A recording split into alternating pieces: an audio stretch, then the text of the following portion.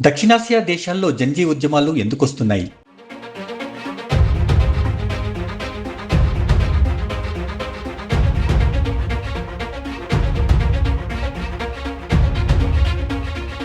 శ్రీలంక, బంగ్లాదేశ్, నేపాల్ దేశాల తరువాత ఇప్పుడు భారత్లో ప్రభుత్వాలకు వ్యతిరేకంగా యువత ఆందోళనలు దేనికి సంకేతం?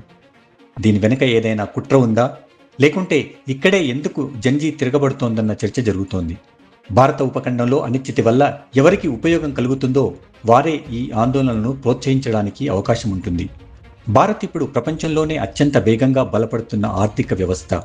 చైనాతో పోటీపడి అమెరికాకు సైతం ఆశ్చర్యం కలిగించేలా ఎదుగుతోంది. సహజంగానే కొన్ని దేశాలకు ఇది ఇబ్బంది కలిగించే అంశమే.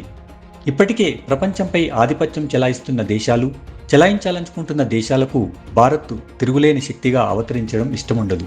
ఇటీవల కాలంలో రష్యా, అమెరికాలు యుద్ధాలతో అతలాకుతలమవుతున్నాయి. మరికొన్ని దేశాలు వాటి చేతుల్లో చిక్కుకుని చిన్నాభిన్నమవుతున్నాయి. భారత్ మాత్రం తటస్థ వైఖరితో ప్రపంచ సంక్షోభాలను తట్టుకుని ముందుకెళ్తోంది.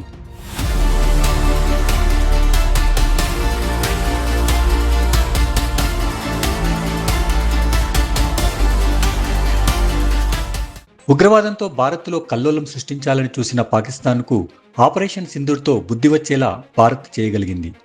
అదే సందర్భంలో యుద్ధం వల్ల దేశానికి కూడా నష్టం కలుగుతుందని భావించింది. పాక్పై యుద్ధాన్ని ఆపినందుకు ఎన్ని విమర్శలు వచ్చినా లెక్క చేయలేదు. ఇదే ఇప్పుడు కొందరికి గిట్టడం లేదని అర్థమవుతోంది.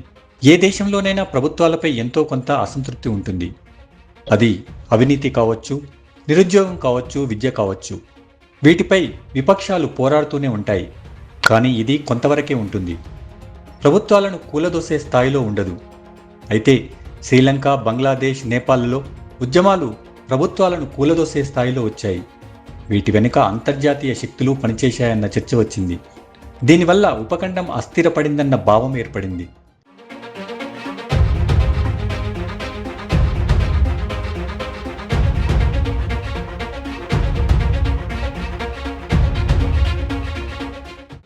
ఈ దేశాలకు పొరుగునే ఉండడంతో భారత్ కూడా కొంత ఇబ్బంది పడిందనే చెప్పొచ్చు. ఇప్పుడు ఏకంగా భారత్లోనే వచ్చిన జంజీ ఆందోళన కూడా ఇలాంటిదేనా అన్న చర్చ జరుగుతోంది. అయితే ఇక్కడ ప్రభుత్వాలను మార్చే స్థాయి ఉద్యమం రాలేదనే చెప్పొచ్చు. కానీ ఉద్దేశం మాత్రం అదేనని అనొచ్చు. ఎందుకంటే కేంద్ర మంత్రి ప్రధాన్ను మార్చకుంటే ప్రధాని రాజీనామానే కోరతామనే వరకు కాక్రోచ్ ఆందోళనకారులు వెళ్లారు. ప్రభుత్వం వారిని అక్కడి దాకా వెళ్లకుండా మంత్రిని రాజీనామా చేసేలా చేసింది. అంటే మంత్రి తప్పుకోకుంటే ఈ ఆందోళన ప్రభుత్వాన్ని కూల్చే స్థాయికి వెళ్లేదా అన్న అనుమానాలున్నాయి. మోదీ సర్కారు ఒక అడుగు వెనక్కి వేసి సంక్షోభాన్ని నివారించిందని చెప్పొచ్చు. కానీ భారత్ను సంక్షోభాల పాలు చేయాలనే కుట్రలు జరుగుతున్నాయనే ఈ ఆందోళనలు చెబుతున్నాయి. కానీ భారత్ ఒక నేపాల్, ఒక శ్రీలంక, ఒక బంగ్లాదేశ్ మాత్రం కాదు. ఇది దృఢమైన ప్రజాస్వామ్య దేశం.